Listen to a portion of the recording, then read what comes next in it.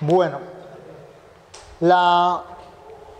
lo primero que estamos considerando con respecto a la persona de Cristo, recuerde que la cristología tiene tres grandes áreas de estudio, que es la persona de Cristo, los oficios de Cristo y los estados de Cristo. En este curso únicamente vamos a considerar la persona de Cristo.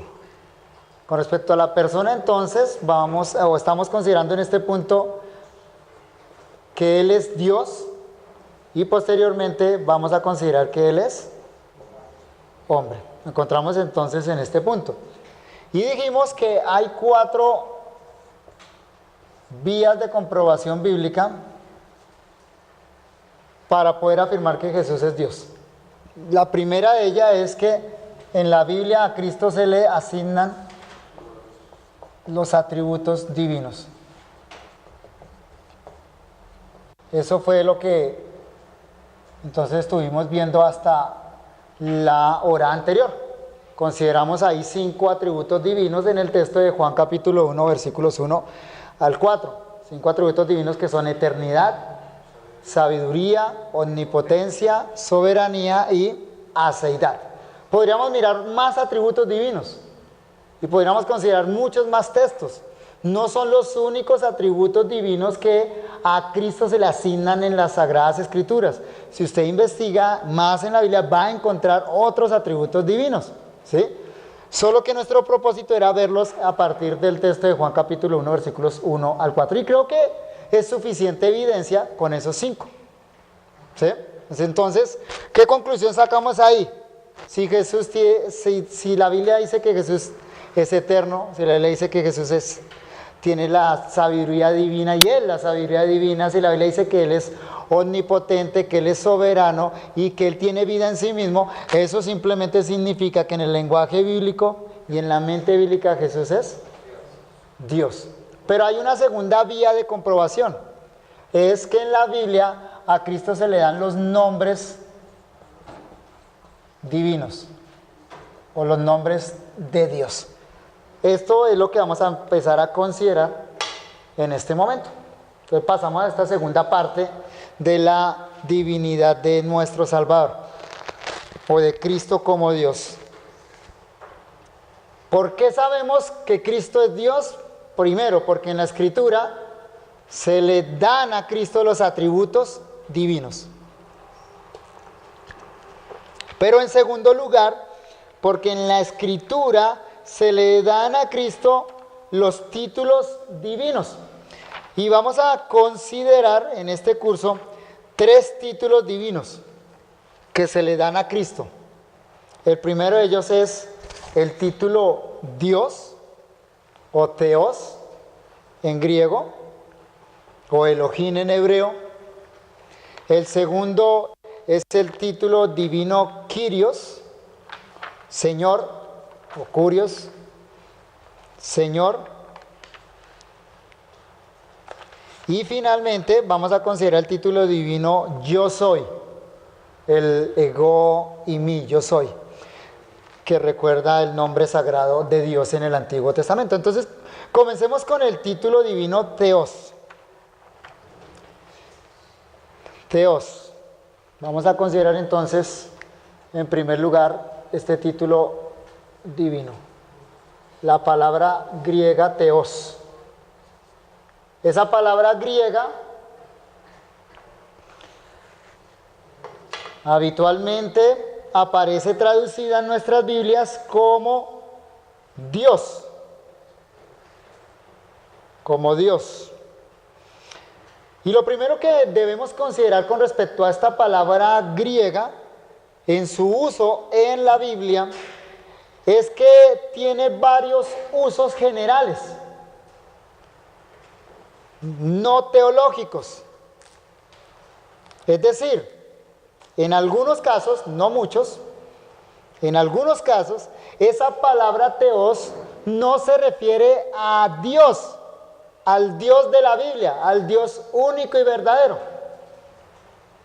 Hay casos donde no sucede eso. Por ejemplo, Hechos capítulo 7, versículo 40.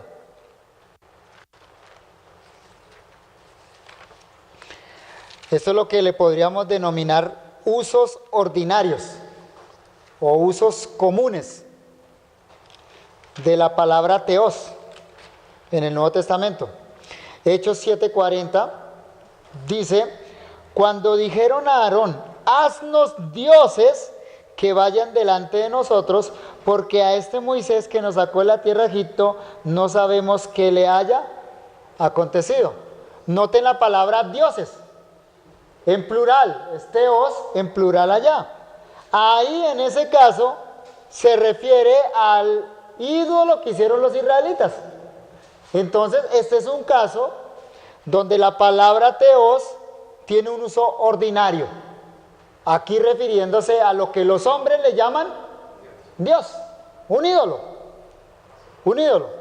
O Primera de Corintios capítulo 8, Primera de los Corintios capítulo 8 versículo 5.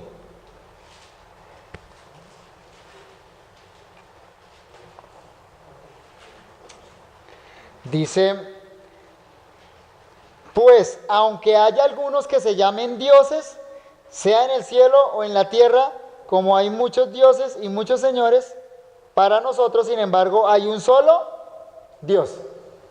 En los dos versículos se utiliza la palabra teos, pero en el versículo 5 la palabra teos en plural señala hacia lo que los hombres llaman dioses. Y en el versículo 6 entonces, en contraste, Pablo menciona a Dios, al único Dios verdadero. Eso entonces tenemos allá un uso ordinario de la palabra teos en el versículo 5. En otras ocasiones vamos a encontrar que la palabra teos es utilizada para referirse a los jueces humanos. Juan capítulo 10 versículo 35 es un caso de esto. Juan 10, 35.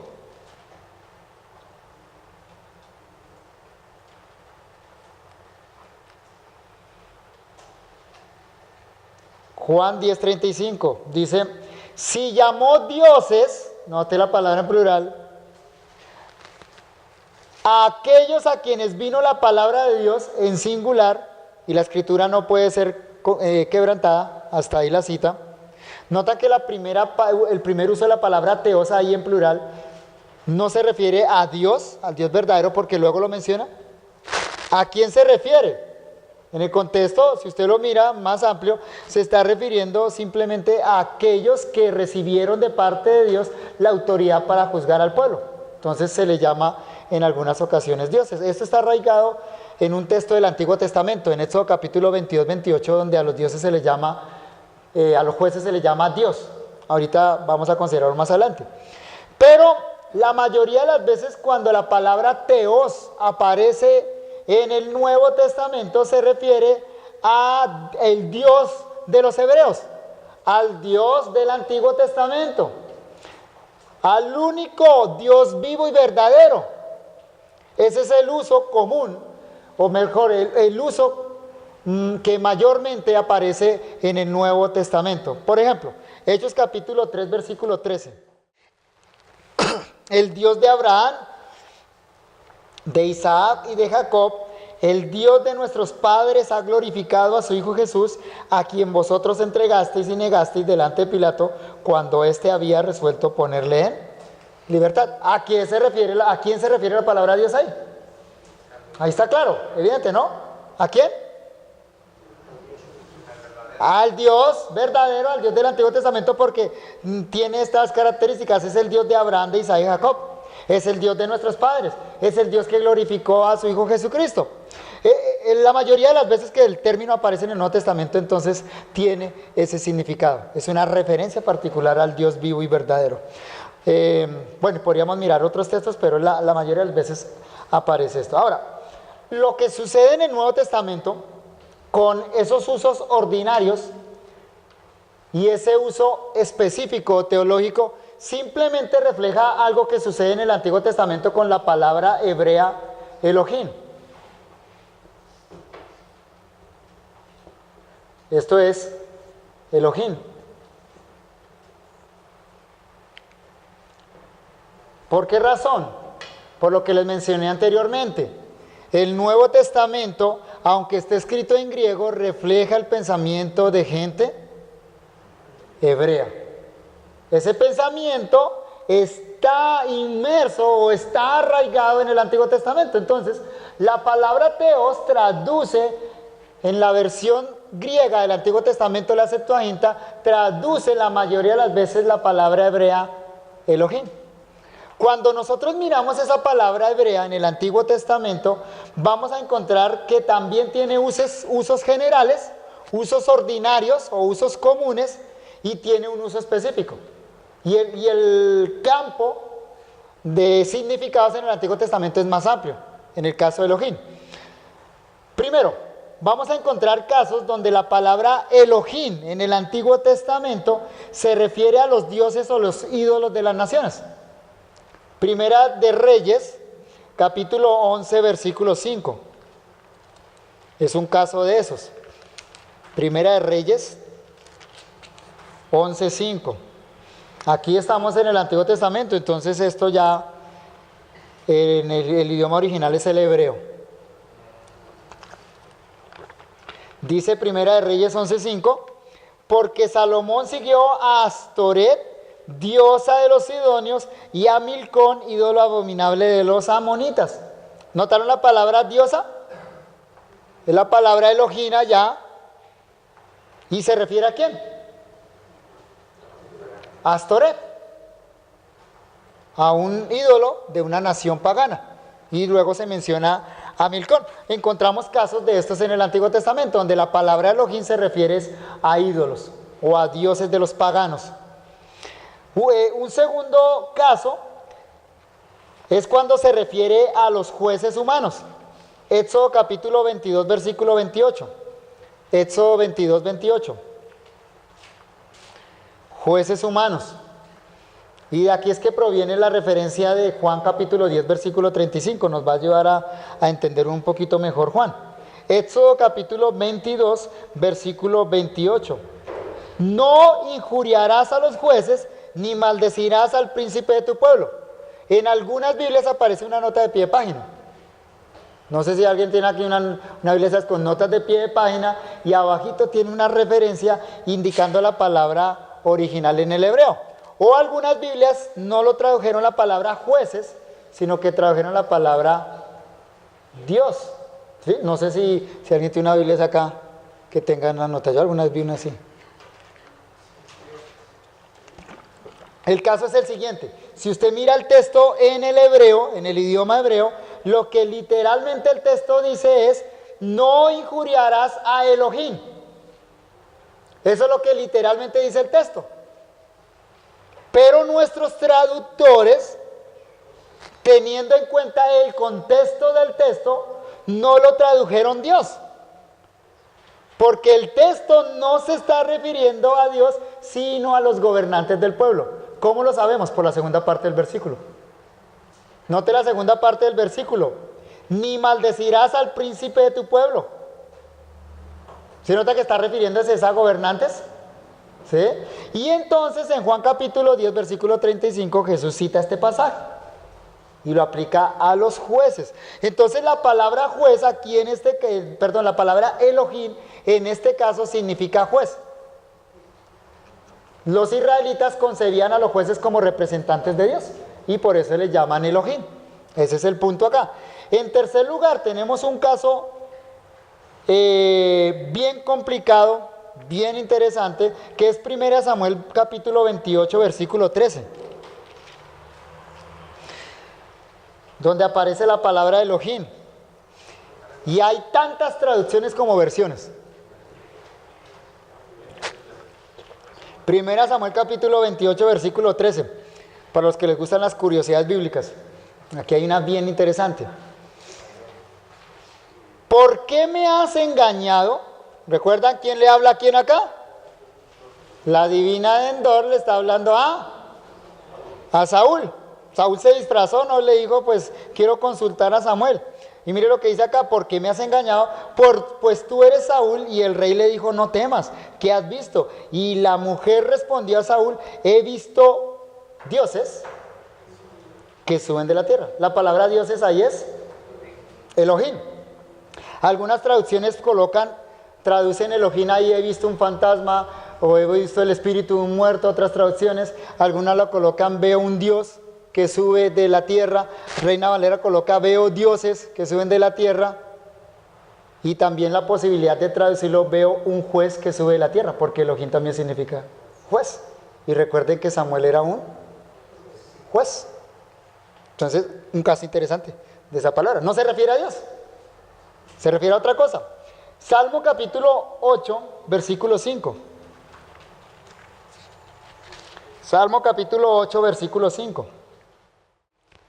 Hablando de la gloria del ser humano. La gloria del ser humano. Versículo 5 dice, le has hecho, al hombre, Dios, le has hecho un poco menor que los ángeles y le coronaste de gloria y de honra. La palabra ángeles, aquí en español, traduce la palabra hebrea Elohim. O sea que literalmente el texto dice, le has hecho un poco menor que Elohim. Nuestros traductores prefirieron colocar ángeles siguiendo la versión de los 70, la Septuaginta. Pero ahí la palabra que aparece es Dios. La gloria del hombre es que es hecho un poco menor que Dios.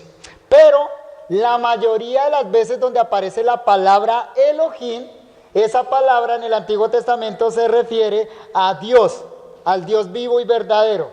De las 1052 veces que esa palabra aparece en el Antiguo Testamento hebreo, la gran mayoría de las veces, más de 900, se refiere siempre al Dios vivo y verdadero. Y la traducción griega del Antiguo Testamento, la Septuaginta, invariablemente, en muy pocos casos no fue así, tradujo la palabra Elohim por la palabra Teos. ¿Sí? Entonces, ¿esto simplemente qué quiere decir? Que cuando un judío de la época del Nuevo Testamento hablaba de Dios o utilizaba el término Teos, si hablaba griego, que eran muy pocos los que hablaban griego, entonces, ¿qué tenía en la mente? Tenía en mente la palabra Elohim y el concepto de Elohim en el Antiguo Testamento. Recuerden que la gente en Palestina para la época de Jesús no hablaba ya el hebreo. Los únicos que utilizaban el hebreo eran los escribas o los estudiosos de la ley. La gente del común hablaba el arameo o algunos hablaban el griego y algunos muy pocos hablaban el latín. Nosotros tenemos el registro en griego. Nuestros escritores, nuestros evangelistas nos dejaron el Nuevo Testamento escrito en griego. Pero entonces debemos pensar siempre que cuando aparece esa palabra griega, teos, en boca de un judío, ese judío, ¿en qué está pensando? En Elohim, en Dios. Ese es el punto entonces. Por ejemplo, noten lo que sucede en Juan capítulo 5, versículo 18. Juan capítulo 5, versículo 18. Por esto, los judíos aún más procuraban matar a Jesús, ¿no? Porque no solo quebrantaba el día de reposo, sino que también decía que Dios era su propio Padre, haciéndose igual a Dios. ¿Por qué estos judíos están con esa ira irracional contra Jesús? Lo quieren apedrear, lo quieren matar. ¿Por qué están así? ¿Qué significa la palabra Dios en este texto? ¿Sí lo nota? El contexto es un contexto judío. Y el texto dice que estos judíos querían matar a Jesús como diera lugar. Y la razón que el texto nos da es que ellos entendieron que Jesús se hacía Dios. Llamaba a Dios su Padre y de esa manera se hacía igual a ¿quién? A Dios. Entonces el término Dios, ¿qué significa ahí? En boca de estos judíos, ¿qué significa? Elohim. No podemos pensar otra cosa. No era un problema para los judíos que Jesús dijera yo soy un Dios. No era un problema para los judíos que Jesús dijera que era un Dios de menor rango. Era un problema para los judíos que Jesús dijera que Él es Elohim, el Dios del Antiguo Testamento. Eso no lo podían aceptar los judíos. Recuerden ustedes que el credo judío radicalmente y posterior a los destierros, más radicalmente aún era Jehová nuestro Dios, Elohim. Jehová uno es. Para los judíos esto se convirtió en su credo absoluto, hasta el día de hoy. Es el gran Shema que recitan 3 veces al día. Después del destierro, eso se volvió el credo de ellos, la parte fundamental de su credo. Porque Dios los llevó al destierro por causa de la idolatría. Y los judíos no iban a volver a caer en idolatría. Entonces aquí aparece un hombre que dice, ¿qué es quién? Elohim. ¿Qué hacen los judíos? Los judíos dicen, no puede ser así, no puede ser así. Entonces, ¿qué entendían los judíos cuando Jesús se arrojaba ese título a sí mismo? Ahora, con este conocimiento, con este entendimiento de mente, volvamos a Juan 1.1, brevemente. Volvamos a Juan 1.1, ¿no? Porque el que está escribiendo Juan 1.1 es un ¿qué? Un judío. Hay que meternos en el contexto de ellos para entendamos qué tan atrevido es Juan al escribir esto. Y qué choque hubo en la mente de Juan para poder asimilar esta idea y poder plasmarla ahí. Pues uno lo lee y dice, sí, el verbo era Dios, pero es que el que está escribiendo esto es un judío, cuyo pensamiento está inmerso en el Antiguo Testamento. Mire lo que dice el versículo, otra vez versículo 1. Entonces dice, en el principio era el verbo, y el verbo era con Dios, y el verbo era ¿qué? Dios. Entonces, ¿qué significa Dios ahí? Elohim. El verbo era ¿qué? Elohim. Y eso significa que en la mente de Juan, todo lo que Elohim significa en el Antiguo Testamento, lea las 1052 veces que aparece la palabra Elohim en el Antiguo Testamento hebreo, léala en su Biblia en español, todas las veces que aparece la palabra Dios adjudicada al Dios vivo y verdadero, Juan está diciendo que todo eso que el Antiguo Testamento dice de Elohim, todo eso se puede afirmar ¿de quién? Del verbo, de Jesús. De Jesús, ese es el punto de Juan acá. Y como vimos anteriormente, entonces no es posible, absolutamente no es posible traducir este texto diciendo y el verbo era un Dios. Eso ya quedó claro, ya hice la exposición gramatical. Juan, como judío, aquí no tiene reparo alguno para decir que Jesús es Elohim. Entonces Juan le está adjudicando este título divino a Jesucristo. Así es.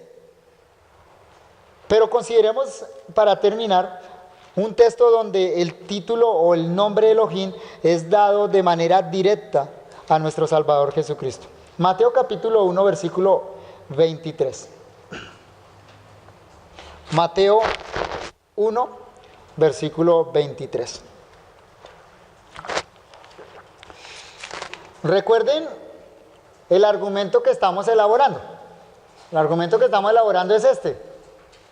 Si en la Biblia a Jesús, al Salvador, a nuestro Señor Jesucristo, se le adjudican los nombres divinos, los nombres que solo se le pueden dar a Dios, eso significa simplemente que Jesús, en la mente bíblica, es Dios. Un judío no le llama Elohim a cualquiera. Ese título tenía un uso exclusivo en la mente judía. Veamos lo que sucede acá en Mateo capítulo 1, versículo 23. Dice, he aquí una virgen concebirá y dará a luz un hijo y llamará su nombre Emmanuel, que traducido es Dios con nosotros. Estas son las palabras fundamentales del Evangelio. Este texto nos está mostrando el anuncio del Evangelio. ¿Cuál es el anuncio del Evangelio? Es este: Dios sale al encuentro del hombre perdido. Ese es el anuncio del Evangelio. Dios ve al hombre en su miseria, en su pecado, y Dios sale a encontrar al ser humano. Mateo está citando al profeta Isaías. El profeta Isaías nos dice que un niño será concebido en el vientre de una virgen. Aquí Mateo está viendo el cumplimiento de la profecía de Isaías. Recuerden que el texto es Isaías capítulo 7, versículo 14. Después vamos a volver a ese texto. Pero el punto es este. Mateo en este momento ve que las palabras proféticas de Isaías se están cumpliendo. Ahora, ¿cuáles son las palabras proféticas de Isaías? Las palabras proféticas de Isaías son estas: va a venir alguien que es Emanuel. La expresión hebrea Immanuel significa literalmente Dios con nosotros. Esa fue la profecía de Isaías. Y noten entonces la expresión de Isaías 7:14. La expresión de Isaías 7:14 es que ese niño que van a nacer es Immanuel.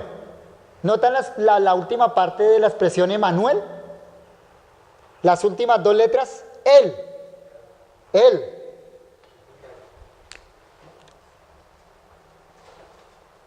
En hebreo, así. Él. Esta es una forma corta del nombre Elohim. Cuando los judíos, ¿recuerdan que a los judíos les gustan poner nombres simbólicos a la gente? En el Antiguo Testamento, ¿lo han visto?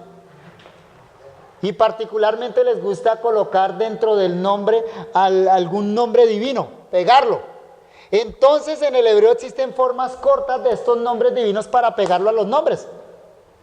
Entonces cuando alguien quería colocar el nombre de Elohim inmerso en el nombre de su hijo, aparecía una forma corta, que es Él. Por eso en el Antiguo Testamento usted encuentra nombres como Ezequiel, como Joel o como Elías. Cada vez que usted encuentre ese Él en los nombres de personas del Antiguo Testamento es porque ahí está el nombre Elohim. Entonces, ese Él significa Elohim. ¿Quién es ese niño entonces? En las palabras del profeta, y es lo que Mateo nos está citando acá, ¿quién es ese niño que va a nacer de la Virgen? ¿Qué es lo particular de ese niño que va a nacer de la Virgen? ¿Sabe qué es? Que ese niño es Emanuel. Y Mateo quiere dejárnoslo muy claro, y para que no nos olvidemos de esto, para que esta verdad quede firme en nuestra mente, Mateo nos coloca la traducción. Vea.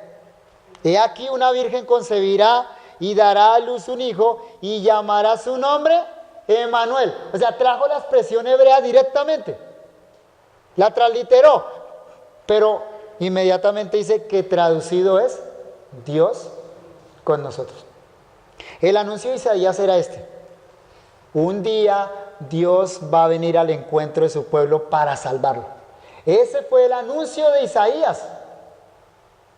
Y Mateo nos está diciendo en este momento que Dios está viniendo al encuentro de su pueblo para salvarlo. Pero ¿qué es lo sorprendente entonces de la declaración de Mateo? ¿Sabe qué es lo sorprendente de esa declaración?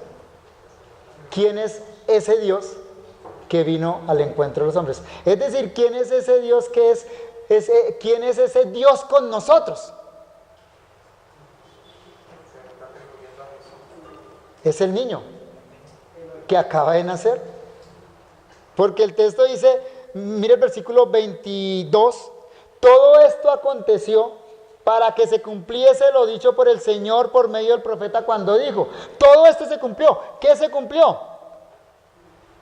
Devolvámonos al versículo 21. Y dará a luz un hijo, le está hablando el ángel a María, y dará a luz un hijo y llamará su nombre Jesús. Le habla a José, perdón. Sobre María, y dará a luz un hijo y llamará su nombre Jesús, porque él salvará a su pueblo de sus pecados. O sea que se está hablando del hijo de María, ese niño que va a nacer de María.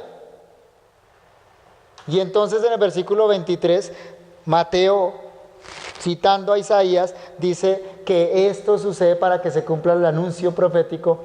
He aquí, una virgen concebirá y dará a luz un hijo y llamará su nombre Emanuel, que traducido es Dios con nosotros. Entonces, ¿quién es Dios que está con nosotros? El niño de María. Es lo que está diciendo Mateo.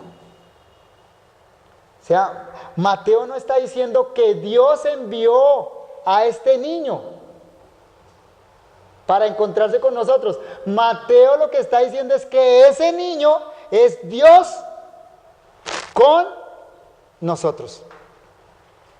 ¿Cómo se le puede llamar a un niño así? ¿cómo se le puede adjudicar a un niño ese título? Eso simplemente entonces señala que a Jesús en este texto se le está atribuyendo el nombre divino de Elohim. Y esa es la maravilla del Evangelio, ¿no? Dios vino al encuentro del hombre. Pero ¿sabe cómo vino Dios al encuentro del hombre pecador? Vino en persona. Vino Él mismo. Él mismo. Su propio Hijo, la segunda persona de la Trinidad, se hizo hombre. Eso es lo maravilloso, que en el Evangelio Dios nos da a su propio Hijo. ¿Quién es? Dios. Ese es el nombre entonces que se le aplica a nuestro Señor Jesucristo. Hay muchos más pasajes de la Escritura, pero es suficiente con esto. Vamos a terminar aquí la clase, vamos a orar. Gracias, Señor nuestro, por este día. Gracias por tanto que nos has dado por medio de tu palabra.